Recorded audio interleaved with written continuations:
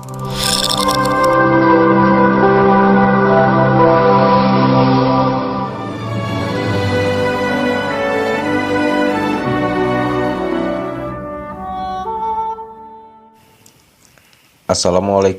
warahmatullahi wabarakatuh. Salam Guru Penggerak. Saya Arif Haryanto, calon Guru Penggerak Angkatan 7 dari SDN Negeri 1 Mekarwangi, Kabupaten Garut, akan memaparkan refleksi dan kesimpulan dari modul 1.1 CGP untuk memenuhi tugas 1.1.A.8 koneksi antar materi. Di mana menurut Ki Hajar Dewantara, pendidikan diartikan sebagai tuntunan dalam hidup tumbuhnya anak-anak.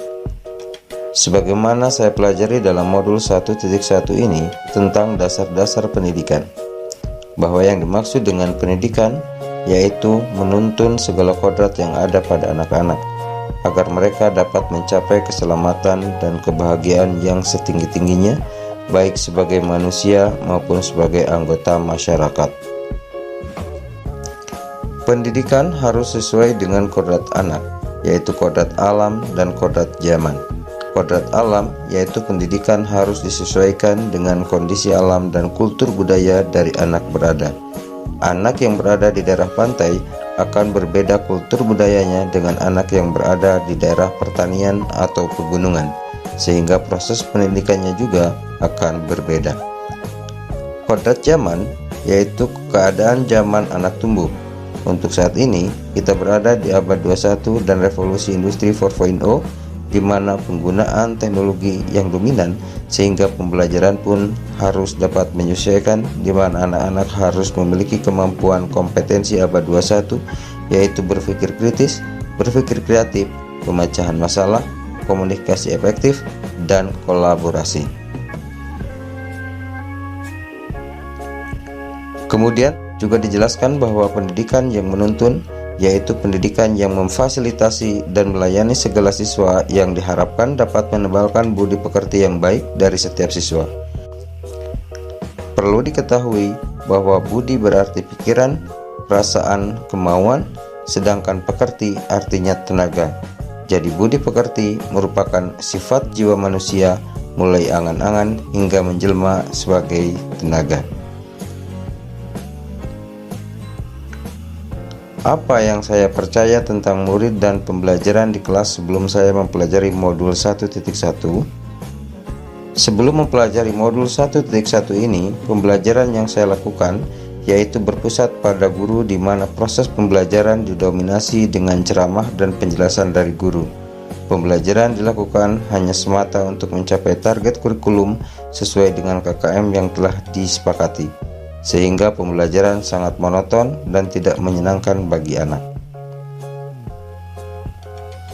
Perbedaan karakteristik siswa juga tidak terlalu diperhatikan, dan semua siswa dianggap sama dikarenakan saya belum memahami tentang kodrat anak, sehingga tidak ada perlakuan yang berbeda antara anak yang cepat mengerti dengan anak yang lambat memahami pelajaran. Dalam pembelajaran, saya sering marah-marah jika ada anak yang tidak fokus belajar, bermalas-malasan saat belajar, dan tidak memahami apa yang saya jelaskan. Untuk mengubah perilaku siswa yang salah, saya menggunakan hukuman fisik seperti push up atau lari. Dikarenakan saya meyakini bahwa jika siswa takut, maka dia akan berubah dan tidak akan mengulangi lagi kesalahan yang sama. Namun hal ini hanya bersifat sementara saja, dikarenakan bukan atas dasar kesalahan pribadinya, sehingga anak akan tetap mengulangi kesalahan yang sama. Apa yang berubah dari pemikiran atau perilaku saya setelah mempelajari modul ini?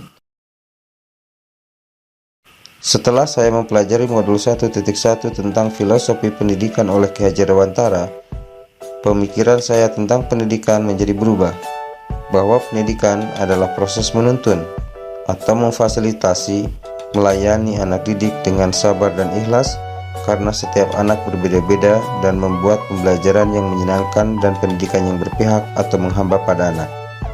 Dalam menuntun, saya akan menggunakan trilogi pendidikan oleh KHD, yaitu Ing Ngarso Sung Tulodo, Ing Madya Mangunkarso, dan Tuturi Handayani. di depan memberi teladan, di tengah membangun keinginan atau motivasi atau semangat, dan di belakang memberikan dorongan.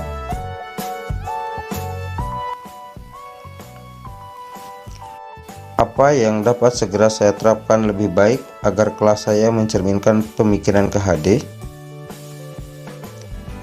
Yang akan saya lakukan selanjutnya di kelas dan sekolah saya yaitu yang pertama, membuat model pembelajaran yang berbeda-beda sesuai dengan materi yang ada yang diharapkan dapat membuat anak bersemangat belajar.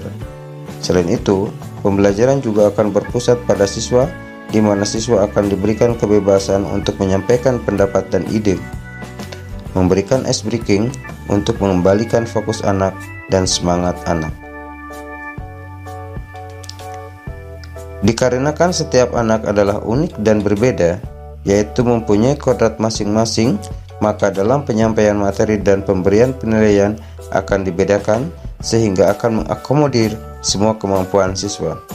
Jika ada anak yang kurang fokus, maka akan dilakukan ice breaking untuk mengembalikan fokus anak dalam pembelajaran.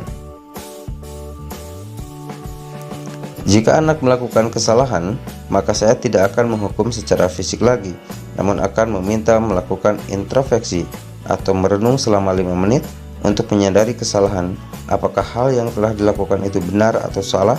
Yang diharapkan siswa akan menyadari kesalahan tersebut atas dasar kesalahan pribadi sehingga tidak akan mengulangi kesalahan yang sama.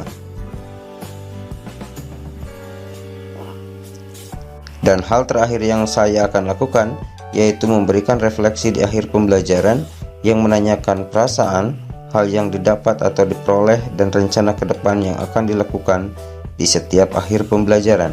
Hal ini dilakukan untuk dapat membuat pembelajaran yang menyenangkan dan berpihak pada siswa.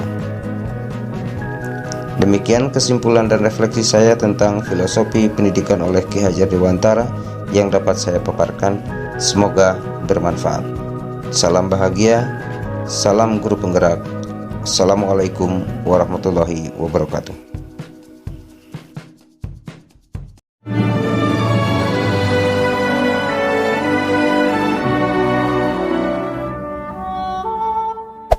Hey there, subscribe to my channel.